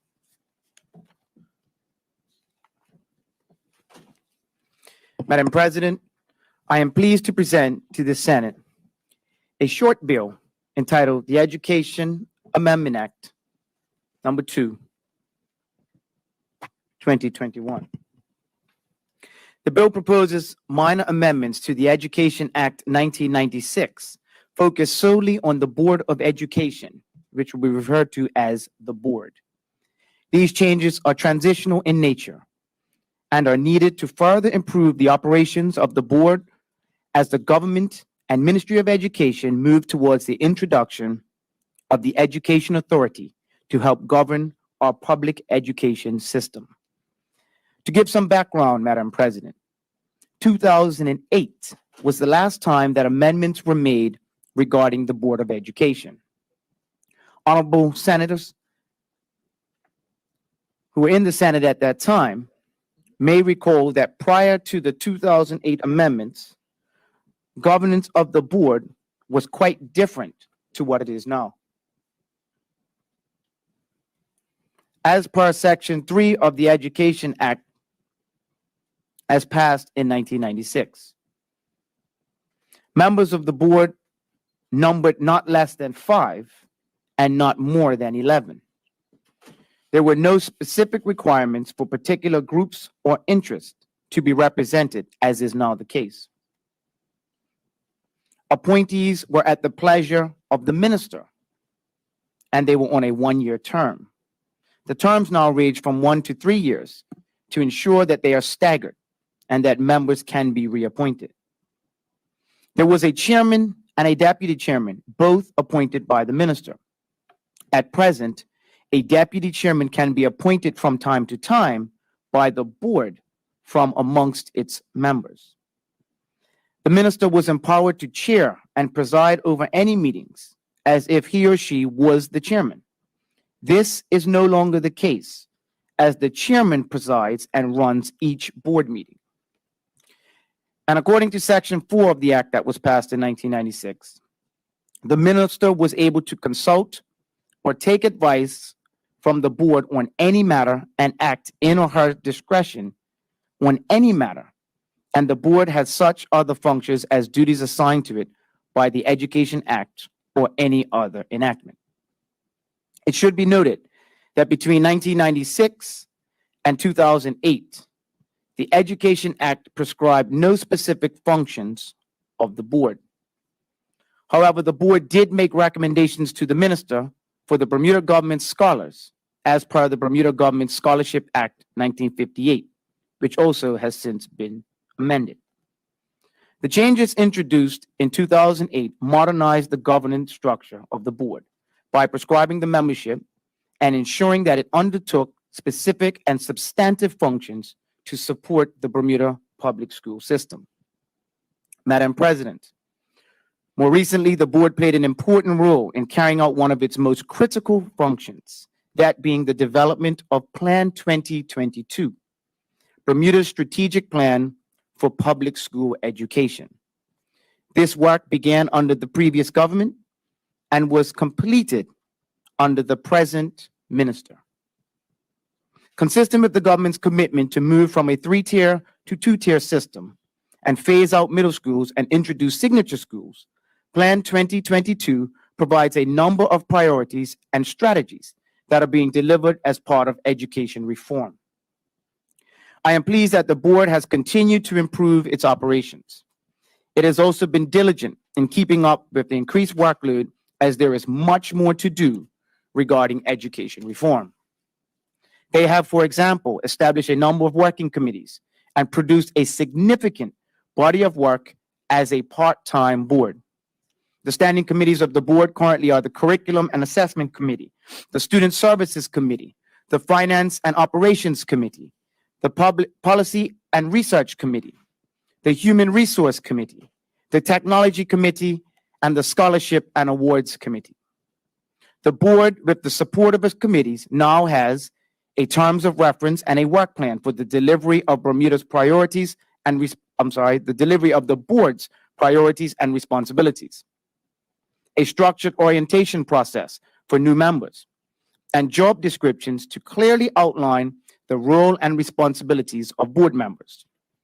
The board has also developed a number of policy recommendations, such as a tiered license structure for educators, including a proposed designation for master teachers, as well as increased pathways for persons to enter the teaching profession, especially in areas of critical need in Bermuda. The recently adopted teacher certification bonded loan to help to fund a teaching practicum was introduced following the recommendations by the board. The absence of a paid practicum has been a significant barrier to teacher candidates, including persons who are following non-traditional pathways, by entering a teaching program as a second career, or who must work during their program to sustain themselves and their families financially as they complete the requirements for teaching certification. The board continues to undertake its longest-standing responsibility regarding Bermuda government scholars and has dedicated itself to ensure that the recommended scholars reflect the potential of the board and diverse young scholars within our community. Madam President, these are but a few examples of the efforts undertaken by the board to improve its governance and operations. However, the proposed amendments will further assist the board with its functions, including its role in assisting the minister in development of the education authority. Specifically, the board proposes to do three things. The bill proposes to do three things. Number one, allow the permanent secretary of the Ministry of Education to attend and participate in meetings of the board. The permanent secretary, under the direction of the Minister of Education, is the supervisor of the Commissioner of Education. However, the Act does not provide for the permanent secretary to attend and participate in the proceedings of the board. As the Commissioner of Education and the person chosen by the Bermuda College are entitled to attend and take part in the proceedings of the board. The participation of the permanent secretary in the proceedings of the board is necessary in order to supervise the Commissioner of Education, who has statutory responsibilities regarding the board, and to provide a link between the board, the Commissioner, and the Minister. The permanent secretary also brings considerable knowledge about the workings of government and its priorities, and can provide technical and other advice to the board. The bill also proposes to, number two, establish a position for a deputy chairperson appointed by the minister. The act is prescriptive as to who serves on the board, with the chairman being appointed from the membership by the minister. There currently is no provision for an established deputy chairman to assist and share the workload of the chairman. Currently, the board may from time to time appoint a member of the board to serve as a deputy chairman. However, the work of the board would benefit from a fixed appointment of a deputy chair. A deputy chair would provide consistent support to the chairman and preside over meetings in his or her absence. It should be noted that the minister already appoints the members of the board and is not removing or taking away any existing power from the board. This amendment is proposed to enhance and improve the board's functions and to ensure that the chairman is provided with needed assistance to carry out significant, albeit part-time, responsibilities. And number three, this bill proposes to remove the board's function to make recommendations to the Public Service Commission, also known as the PSC, regarding the appointment of directors of the Department of Education and principals. Responsibility for making recommendations to the PSC regarding the appointment of directors of the department and principals is proposed to revert to the Commissioner of Education, who is the head of the department. This change will remove the onerous and time-consuming responsibility for recruitment of directors and principals from the board to allow them to focus on other functions. While the recruitment for the post of Commissioner of Education is weighty and a time-consuming process, the responsibility for making recommendations to the PSC for the appointment of Commissioner of Education is being left with the board in order to ensure that stakeholders of the Bermuda public school system, as represented on the board, continue to be involved in the decision-making process for leadership and the Department of Education. Madam President, with those remarks, I now present the bill entitled Education Number 2 Amendment Act 2021 and welcome comments from other senators. Thank you, Senator Darrow. Would any senator care to speak on this bill? Senator Ben Smith, you have the floor. Thank you, Madam President. Thank you to the Junior Minister for providing that brief for this bill. I just have a couple of questions. Firstly, so we do agree with the position of allowing the permanent secretary to be part of the meetings. That makes sense.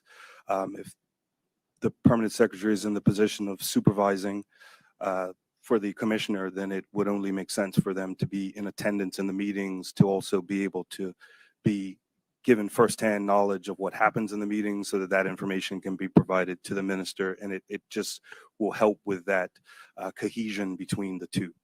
The question that I have is the minister appointing the position of deputy chair. So my question on this is if the junior minister can give us what the advantage is of the minister making this appointment.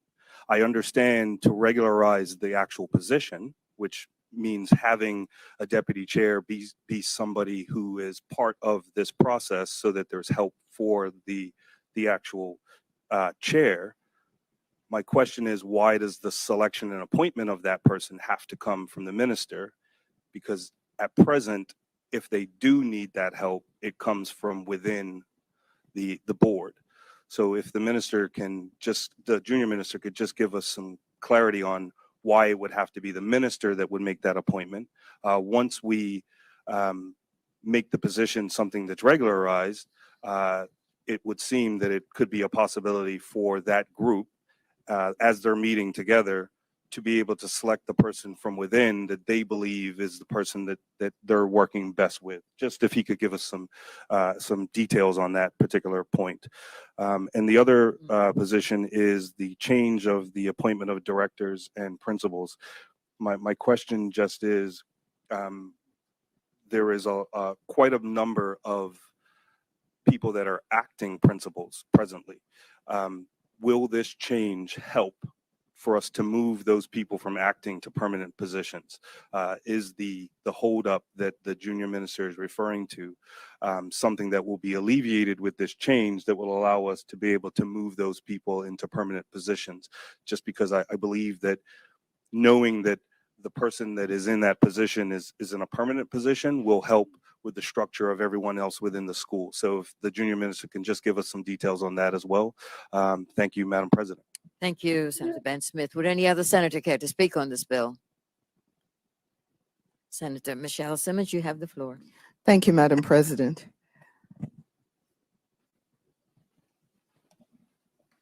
This bill before us, in my opinion, is necessary because it furthers the work of the Board of Education in being focused on strategic planning for the Bermuda public school system.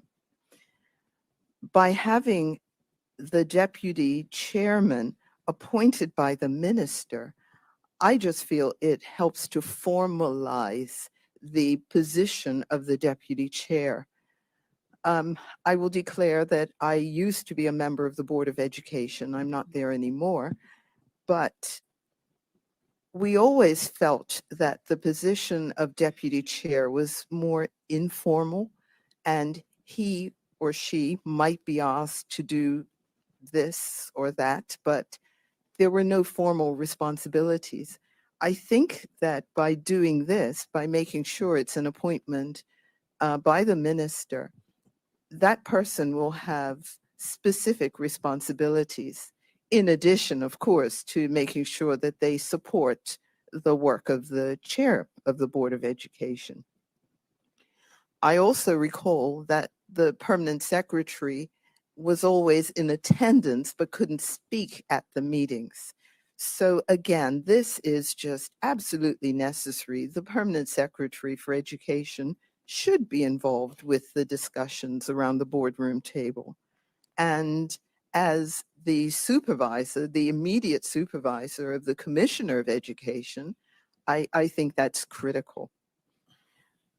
With regard to appointments of the directors, and I believe there are just 2 directors still, that's the Director of Educational Standards and Accountability and the Director of Academics. I agree with this change that no longer will those appointments go before the Public Service Commission. They should be appointments handled by the Commissioner of Education. So again, I'm in full agreement.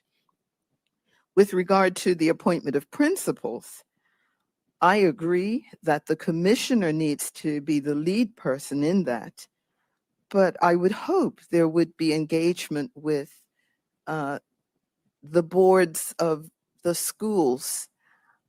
Now, I know that at this point, we only have boards at aided schools, but maybe in the future, as things evolve, other schools may acquire boards. And I would hope that someone from those boards would be engaging with the commissioner with regard to the appointment of principals of those schools. Also, when the education authority is implemented, it might also be possible for there to be other folk engaged in that hiring of principals, because I think the more people who have an interest and involvement there, the more effective the appointments will be. So with regard to these changes, I fully support all of them, and I'm very happy to hear that the Education Authority is going to become a reality. Thank you, Madam President. Thank you, Senator Michelle Simmons. Would any other senator care to speak on this bill? Hearing none, then it's over to you, Senator Darrow.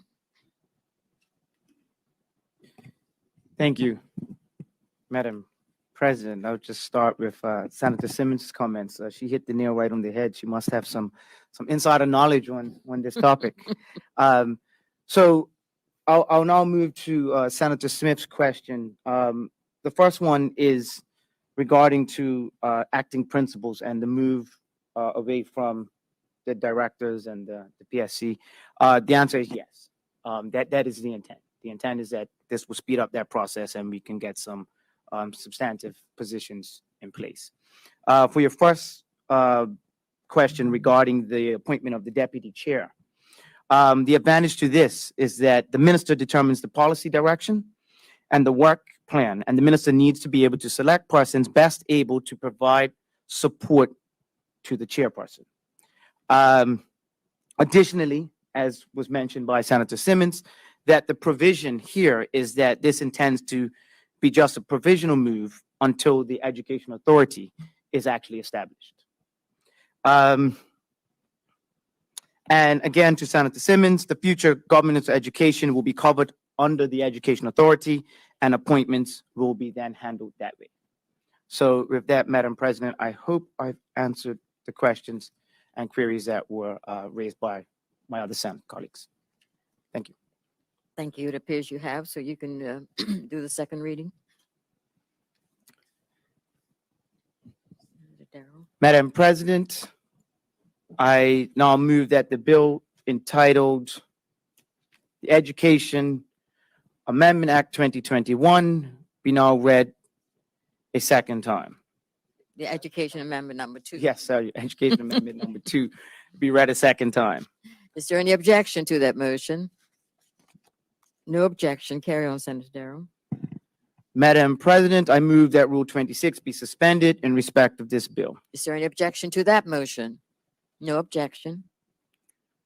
Madam President, I now move that the bill entitled Education Amendment Number 2, Act 2021 be now read a third time. Is there an objection to the third reading? No objection. Madam President, I move that the bill do now pass. It has been moved that the bill entitled Education Amendment Number 2, Act 2021 do now pass. Is there any objection to that motion? No objection. The bill is passed. Thank you, Senator Darrow and senators. That takes us to item number 14 on our agenda. It's motions. There are none. Item number 15, congratulatory and or obituary speeches. Would any senator care to speak on these topics?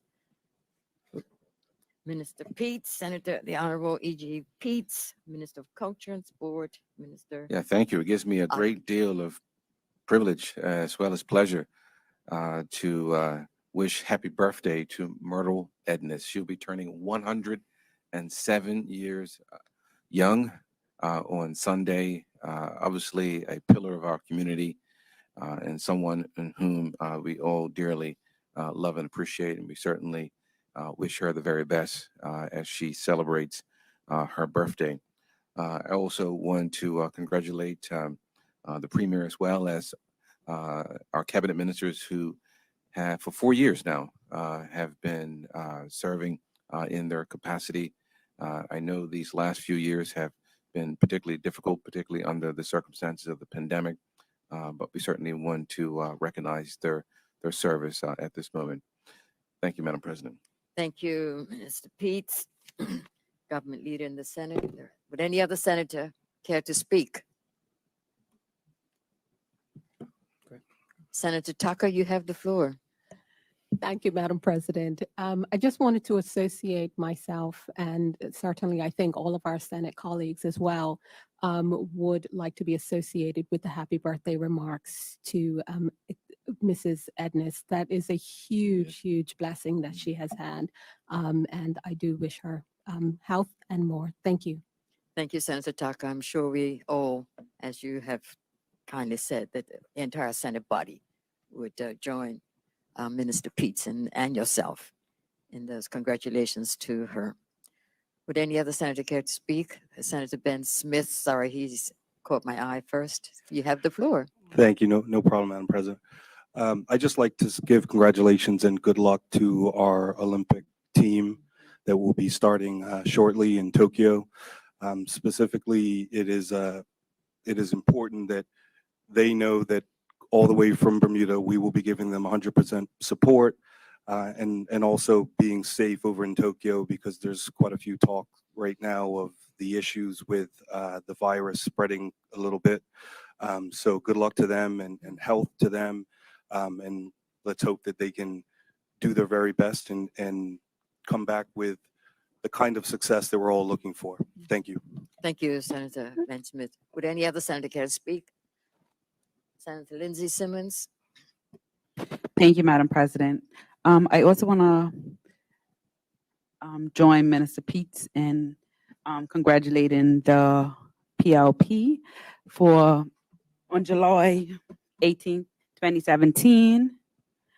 The PLP won the election, and I want to just congratulate all of them, but I also want to point out people that are still currently in the cabinet that have been doing an amazing job. The Premier, David Bart, the Deputy Premier, Walter Rabon, the Minister, Colonel Birch, the Minister of Health, Kim Wilson, who's doing a fabulous job during COVID, Minister Diala Rabin, what he's doing in education is amazing, and the AG, Kathy Leanne Simmons, she's also doing phenomenal in her role. And I also want to congratulate the MPs that were voted in for the first time in 2017. She's now a minister, Renee Ming, MP Kim Swan. She's now a minister as well, Minister Tanae Frabit, MP Chris Famous. I also want to highlight MP Chris Famous because what he does for the Devonshire community is nothing short of amazing. He's always getting people involved, and I'm proud to be a part of Devonshire with him. MP Wayne Keynes, MP Dennis Lister, and MP Scott Simmons. That year they won 24 seats, and the PLP continues to put Bermuda first. And even though we're going through a tough time with COVID, I just support my party and bring out my green pom-poms today and congratulate them for 4 years of continually putting Bermuda first. So thank you to all my PLP colleagues, the Senate team, and the community for rallying behind us. Thank you. Thank you, Senator Lindsay Simmons. Would any other senator care to speak? Senator Michelle Simmons, you have the floor. Thank you, Madam President. I certainly want to be associated with the remarks about Mrs. Ednis and her 107th birthday. Well, has any Bermudian surpassed that? I have no idea, but I don't think so. And also with Senator Ben Smith's remarks regarding our Olympians. Yes. They may be few in number, but we will be supporting them. I would like to just pause and extend condolences to the family of Mrs. Marlene Manders, the matriarch of the Manders family. And we seem to be extending condolences to that family quite a bit of late. But you'll remember that she suffered a huge loss earlier this year or last year. Gosh, time flies by. But I'm thinking particularly of her children, Arnold, Andre, and Sheena, and of course, her late son, Anthony. So the Manders family, just remember them. On a very bright note, I would also like to extend heartiest congratulations to Mr. Sean Leckie. It's always good to see Bermudians rising up through the ranks of the hospitality industry. And he was recently promoted to the position of Director of Food and Beverage at Hamilton Princess. So he's now a member of the hotel's executive team. That's quite lofty, Madam President. Mr. Leckie, who I don't know, but I was just impressed with his story. He's been in hospitality since 1996. And when he entered the industry, he must have decided to set goals that he would use as steps toward his ultimate goal. And he has prepared himself. He has taken the opportunity to learn as much as he can from various courses and internships, including overseas placements. So he's well prepared for this new role. And I would just like us to wish him well at this point in his career. And then finally, many Bermudian students are preparing to go overseas to university. I'm hoping that they will have the benefit this year or in the next academic year of a full year on site. It's been a really difficult time for university students. And I also want to thank all the companies, want to thank the Bermuda government, private foundations, church groups, government departments, private individuals who have been and continue to provide funding to assist our students. This is a great investment in the future of this island. And I would like to thank all those organizations and individuals who are contributing to their success financially. And I would like to wish every single student who is embarking on studies overseas much success as they pursue their dreams. Thank you, Madam President. Thank you, Senator Michelle Simmons. Would any other senator care to speak? Senator Darrow, you have the floor. Good afternoon, Madam President. Good afternoon. First of all, I'd like to start by offering condolences to the family of Mr. Joe Vera. It was only a few months ago that I congratulated Mr. Joe Vera in this chamber for celebrating his 80th birthday. Mr. Joe Vera of Zul's Park and Smiths passed away recently, and his family will lay him to rest today. So I just want the Senate to send condolences to his children, Susan, Tina, and Joseph, and his grandchildren and other family. May he rest in peace.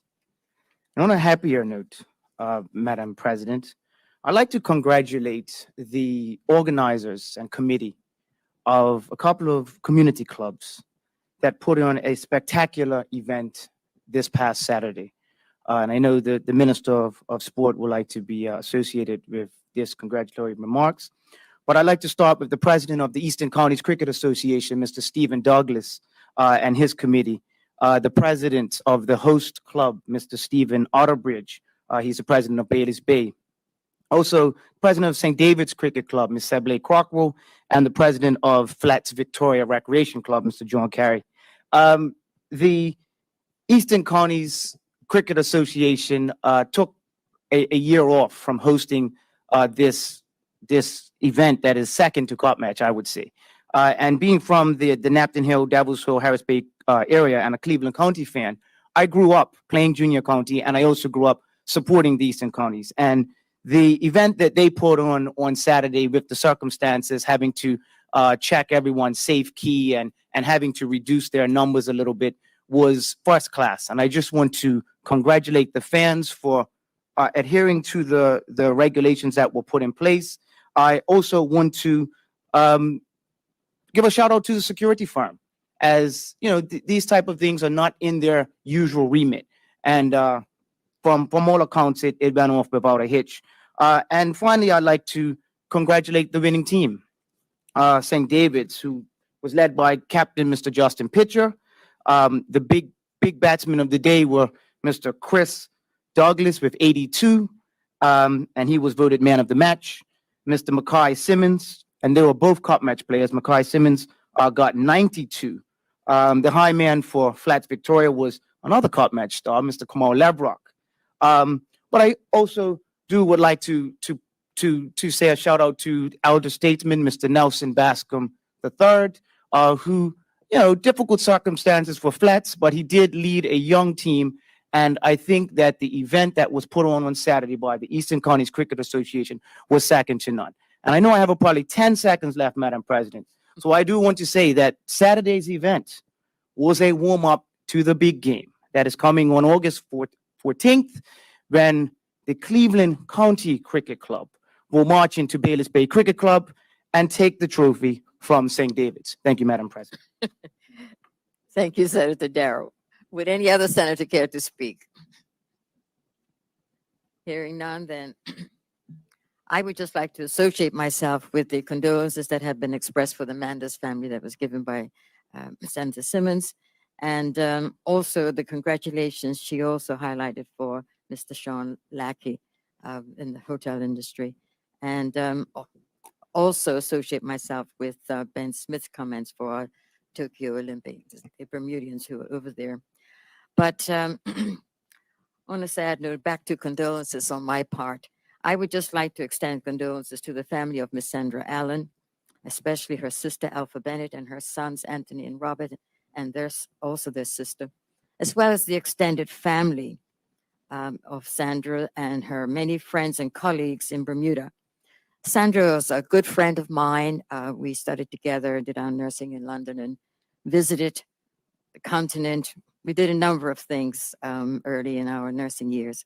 But on her return to Bermuda in the mid-60s, she initially worked in the community as a nurse midwife for a few years, and then had the distinction of holding several senior nursing positions at the Bermuda Hospital's board, including that of evening night supervisor. She was also assistant director of nursing with responsibility for the continuing care, CCU, as it was then known. While Ms. Allen was described as a stern individual, she ensured that the patients received compassionate and exemplary care. And she served on several nursing associations, but she also mentored and encouraged young Bermudians to pursue a career in nursing. She served also as a matron at the Matilda Smith Rest Home. She was always held in very high regard and by her nursing colleagues and the medical staff. And there was a homegoing service for her at the Peace Lutheran Church yesterday, for which I was not able to attend, but I'm sure she was well represented by her colleagues. She had the distinction of serving Bermuda as a nurse for over 40 years.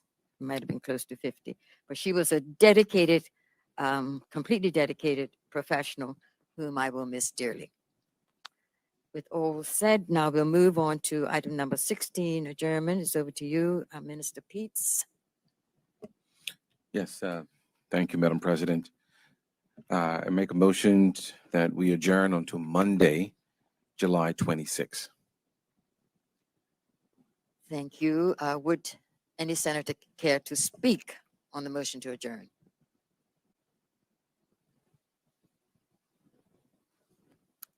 Hearing none. Just like to remind the senators that we'll be meeting on Monday, not on Wednesday, and the whatever is discussed, the bills that will be discussed on Friday in the House, they will you will have them. In fact, they should be on your tablets even now, because I have spoken to Derek, and he has indicated that he will ensure that, so that we will all be prepared on Monday. Any senator wish to speak on the motion to adjourn? Senator Ben Smith, you have the floor. Thank you, Madam President. Just a quick, I guess I'm asking for the government Senate team. There have been several questions that we have asked over the last several months, starting with the budget debate. And since the budget debate, several questions that have been asked where we were told that we were going to get answers. And we then provided written follow-ups to those questions. I just implore the government to provide those answers because they're not just for the information purposes of the opposition Senate team. They are actually for the public to know the answers to those questions. We did not ask them with any other intention but to get further information and clarity. And with the idea that the government said that they would answer those questions, we just hope that we would receive those answers before the end of the session. Thank you. Thank you, Senator. Would any other senator care to speak on the motion to adjourn? Hearing none, then senators, the Senate will stand adjourned until Monday, the 26th,